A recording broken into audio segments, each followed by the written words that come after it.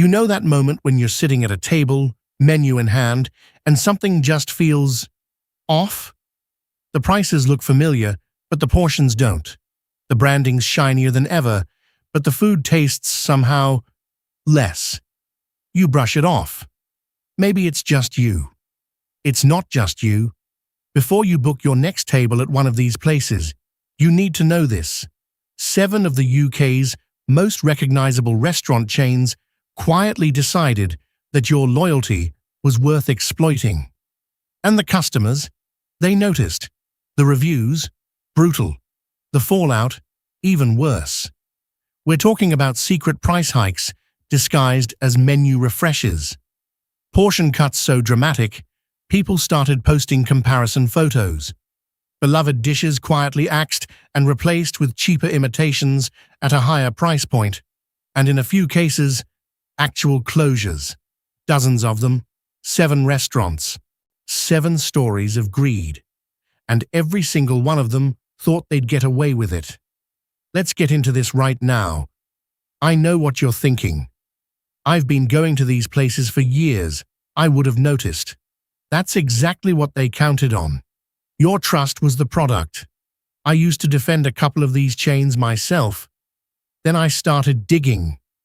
If even one of these shocks you, and one will, hit like and subscribe.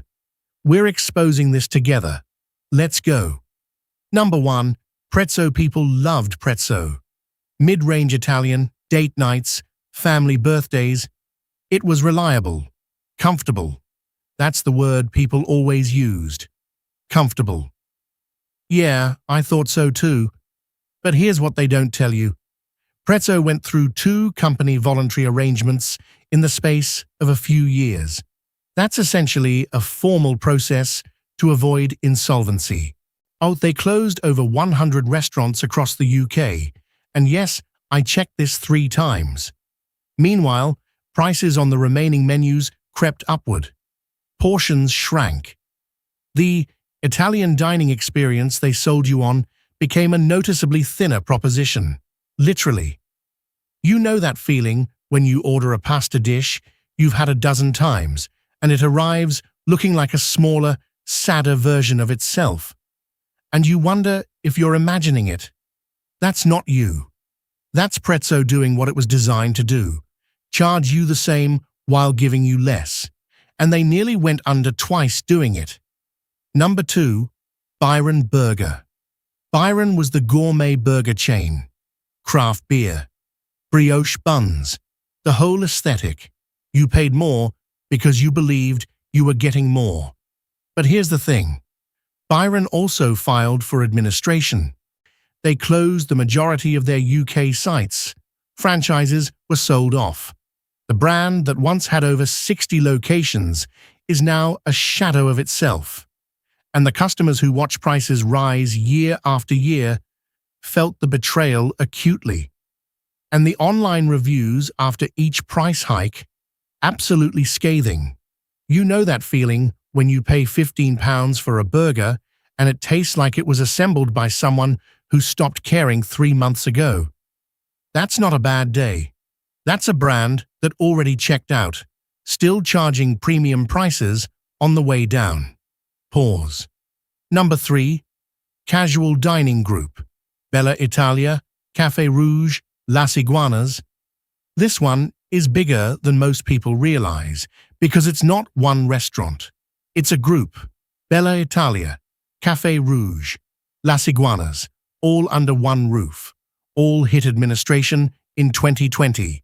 Yeah, resulting in the closure of over 90 sites and the loss of thousands of jobs. The pattern? Years of menu creep. Prices quietly up. Quality quietly down. While head office prioritized expansion over product. I've spoken to former staff. The frustration was real, and it was widespread. You know that feeling when a restaurant that used to feel special starts feeling like a canteen with nice lighting. That's not atmosphere fading. That's cost-cutting making its way onto your plate.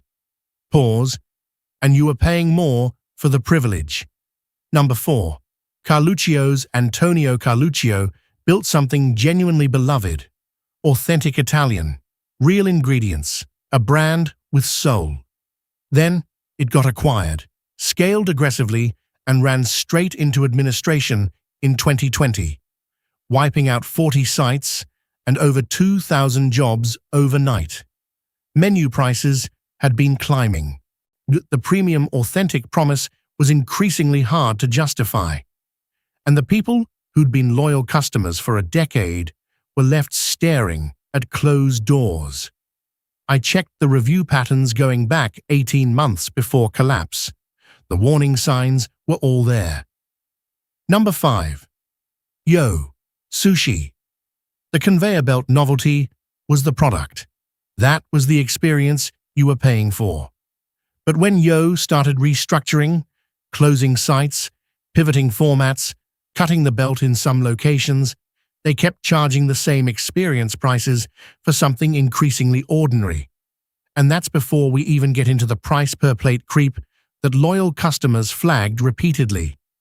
You know that feeling when you reach for a plate and quietly calculate that you've just spent £14 on 3 small dishes you didn't even fully enjoy. That's not poor portion control. Yes, that's a model designed to keep your hand moving before your brain catches up. Number 6. Harvester sold comfort. The salad bar, the grills, Sunday roast energy any day of the week. But price increases, particularly post-pandemic, alongside what many regulars described as declining food quality, led to a visible drop in the goodwill the brand had spent decades accumulating. The parent company, Mitchells and Butlers, has faced ongoing pressure. Harvester specifically became a lightning rod for complaints about value for money. Check the TripAdvisor trajectory. The shift is stark. Number 7. Pizza Express. And then there's this one. Pause. Pizza Express completed a £735 million debt restructuring and closed 73 UK restaurants in 2020. 73. And yet, prices have continued to rise for the customers who remained loyal. This is the one that made me genuinely angry.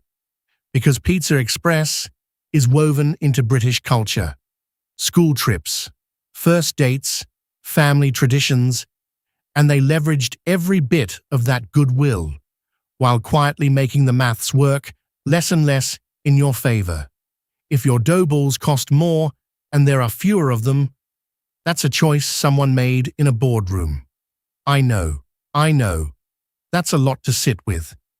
Especially if some of these were your go-to spots. Leans forward. But listen, you are not powerless here. Not even slightly. Your money is a vote, and there are genuinely brilliant places that deserve it. Let me show you where to point it. The solutions and independent local restaurants. Here's what independent places do, right? They have to care. There's no head office absorbing the fallout from a bad review. The person who cooked your food might be the same person who seats you. I've been eating at a local Italian near me for 6 months. Same quality every single time. Prices haven't moved, and the portions are genuinely generous. Find your local equivalent on Google Maps. Filter by highest rated under 500 reviews. That sweet spot is where the hidden gems live. 2. Dispatch/meal kit services. If what you loved about restaurant dining was the quality of the ingredients, meal kit services like Dispatch bring restaurant chef-designed meals to your door. You're not paying for 40% of a lease in a prime location. You're paying for the food.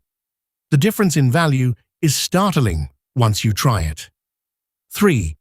Local food markets and street food. The UK street food scene is extraordinary and chronically underrated. Curb in London, Grub in Manchester, is Digbeth Dining Club in Birmingham. These are chefs with ambitions selling food at prices that make the chains look absurd.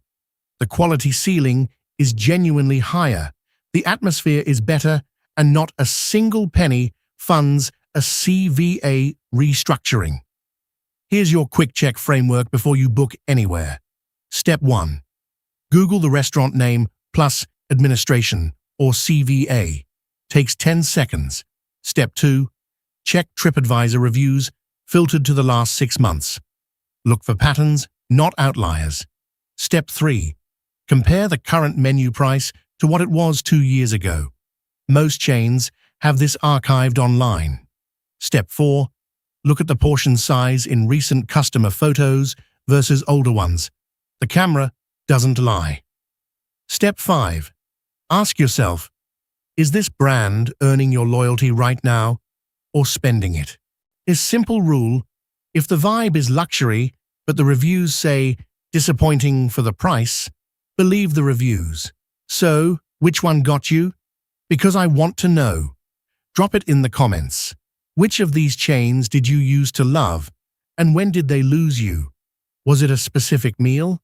A price that finally crossed a line? A closure that genuinely stung? And if you found a brilliant independent that restored your faith, share it. Seriously, that kind of recommendation in the comments does more good than any algorithm.